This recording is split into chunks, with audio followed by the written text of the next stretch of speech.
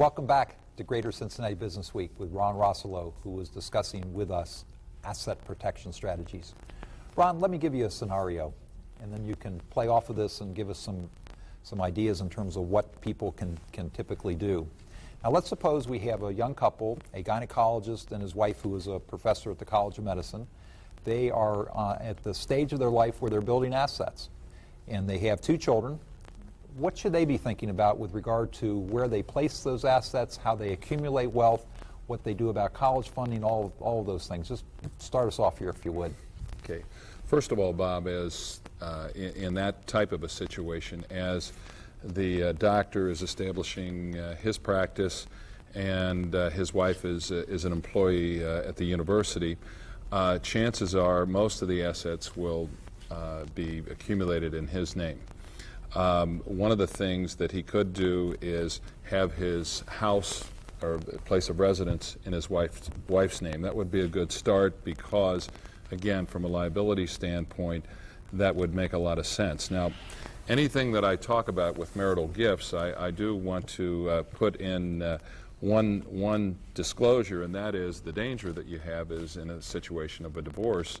Obviously, that would be a risky thing to do. Nonetheless, from a asset protection standpoint, it does make a lot of sense. That would be perhaps the first step.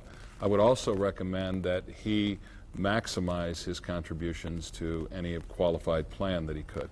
Okay, well, before we talk too much about qualified plans, if he's going to put his assets in his wife's name and he wants to take advantage of his $600,000 exemption equivalent for estate planning purposes, and if they've got 2 young children, it would also be consistent for him to be a significant purchaser of life insurance, correct?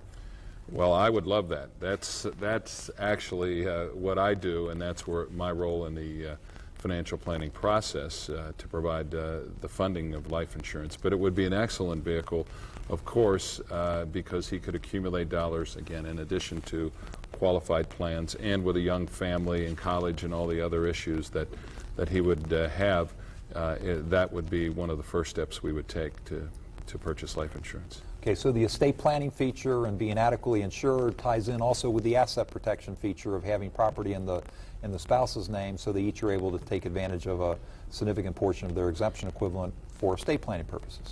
Exactly.